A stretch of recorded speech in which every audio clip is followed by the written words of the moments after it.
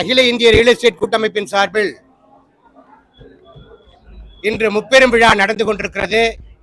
இந்த முப்பெரும் விழாவில் தமிழக அரசுக்கு நன்றி பாராட்டு விழா எங்கள் அகில இந்திய ரியல் எஸ்டேட் கூட்டமைப்பினுடைய 7வது குழு பொறுப்பேற்பு விழா மற்றும் கேலண்டர் நாட்காட்டி வெளியீட்டுடன் 12வது பொதுக்குழுவாக இந்த கூட்டம் முப்பெரும் விழாவாக மிக சீரும் சிறப்புமாக நடைபெற்றுக் கொண்டிருக்கிறது. இந்த 7வது குழுவில் தமிழகம் உட்பட இந்தியாவில் 14 மாநிலங்களில் உள்ள எங்கள் கூட்டமைப்பினுடைய பொறுப்பாளர்கள் பொறுப்பேற்றிருக்கிறார்கள். கிட்டத்தட்ட தேசிய அளவிலும் மாநில அளவிலும் இன்று 116 பொறுப்பாளர்கள் பொறுப்பேற்றிருக்கிறார்கள்.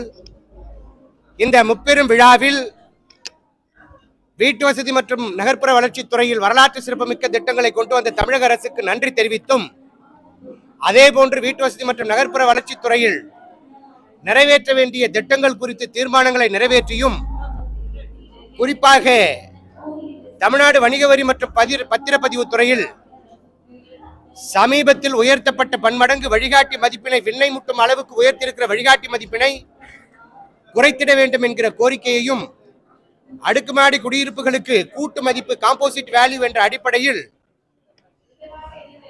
துளியும் சந்தை மதிப்பிற்கு பொருந்தாத வகையிலே விண்ணை முட்டும் அளவிற்கு கண்ணை கட்டும் அளவிற்கு உயர்த்தப்பட்டிருக்கிற வழிகாட்டி மதிப்பினை குறைத்திட வேண்டும் என்கிற தீர்மானத்தையும், அதே போன்று மத்திய அரசிற்கு பிரதான் மந்திரி ஆவாஸ் யோஜனா திட்டத்தின் கீழ் மானியம் வழங்கும் திட்டத்தை நீடித்தும், மலிவு விலை வீடுகளை கட்டுகின்ற கட்டுநர்களுக்கு வருமான வரி சட்ட பிரிவு 80 IBA ஆக்டின் படி கால நீடிப்பு செய்தும், வீட்டுமனை அபிவிருத்தியாளர்கள் அபிவிருத்தி செய்கின்ற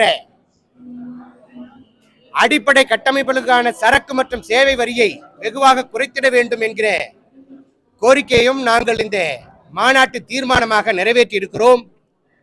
நிச்சயமாக மாநில அரசும் மைய அரசும் இந்த பத்திரிகை மற்றும் ஊடகத்தின் வாயிலாக நாங்கள் முன்வைத்திருக்கிற கோரிக்கைகளை கனிவோடு பரிசீலித்து இந்த மனிதனுடைய அடிப்படை தேவைகளில் ஒன்றான வீடு என்கிற தொழிலை, கட்டுமானம் உள்ளிட்ட ரியல் எஸ்டேட் தொழிலை முன்னெடுக்கின்ற எங்களின் கோரிக்கையை ஏற்று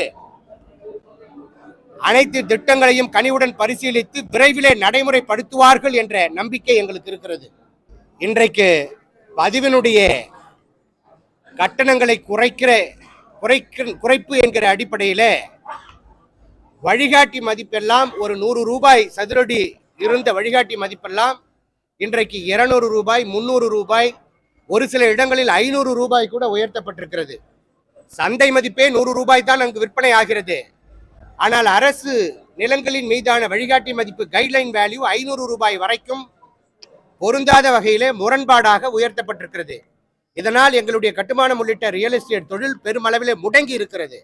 நீங்க பதிவுகளினுடைய எண்ணிக்கையை கடந்த ஆண்டும் இந்த ஆண்டும் ஒப்பிட்டு பார்த்தாலே தெரியும். கடந்த ஆண்டு ஒரு 1000 பத்திரம் நாள் ஒன்றுக்கு பதிவாகிறது 581 சார் பதிவாளர் அலுவலகங்களில் என்று சொன்னால், இன்றைக்கு அதில் பாதியாகத்தான் பதிவாகிறது. இதை வைத்தே நீங்கள் தெரிந்து கொள்ளலாம், நிலங்களின் மீதான வழிகாட்டி மதிப்பு உச்சபட்சமாக உயர்த்தப்பட்டதின் விளைவாக நாங்கள் capital gain tax, short term tax, long term tax என்று சொல்லுவோம். அந்த வகையிலே குறைவு மூலதன ஆதாய வரி அதிகப்படியாக செலுத்த வேண்டிய ஒரு நிலைக்கு தள்ளப்பட்டிருக்கிற காரணத்தினாலும், அதே போன்று முத்திரை தீர்வை stamp duty and registration fees பதிவு கட்டணங்களை அதிகப்படியாக செலுத்த வேண்டி இருக்கிற காரணத்திற்கு நாங்கள் தள்ளப்பட்டிருக்கிறதுனால பெருமளவிலே பதிவு பணி பாதிக்கப்படுகிறது. வீடுகளையும் மனைகளையும் வாங்க வேண்டும் என்கிற எண்ணத்திலே கனவிலே இருக்கிற பொதுமக்களினுடைய கனவெல்லாம் களையக்கூடிய வகையில தான் இந்த வழிகாட்டி மதிப்பு உயர்வு பெருமளவிலே பொதுமக்களுக்கு பாதிப்பினை ஏற்படுத்தி இருக்கிறது. டாக்டர் ஏ ஹென்றி ஆகிய நான் நமது அகில இந்திய ரியல் எஸ்டேட் கூட்டமைப்பின் 7வது தேசிய குழுவினுடைய தலைவராக உங்கள் முன்னிலையில் இன்று முதல் பொறுப்பேற்கிறேன். நான் என் தாய்நாட்டின் வளர்ச்சிக்கும் கட்டுமானம் உள்ளிட்ட ரியல் எஸ்டேட் தொழில் முனைவோர்களின் முன்னேற்றத்திற்கும் அவர்தம் பாதுகாப்பிற்கும் பெய்ரா கூட்டமைப்பின் சட்ட திட்டங்களுக்கு உட்பட்டு என் கடமையை உணர்ந்து கண்ணியம் காத்து என்னாலும் செயல்படுவேன் என உளமாற உறுதியேற்கிறேன். முப்பெரும் விழாவில் நானும் பங்கேற்றதில் பெருமகிழ்ச்சி அடைகிறேன். இந்த புதிய கூட்டமைப்பில் தேர்ந்தெடுக்கப்பட்டிருக்கிற தலைவர் என்ஜி உள்ளிட்ட நிர்வாக பெருமக்கள் அனைவருக்கும் என்னுடைய வாழ்த்துக்களை தெரிவித்துக் கொண்டு, இந்த ரியல் எஸ்டேட் மற்றும் கட்டுமான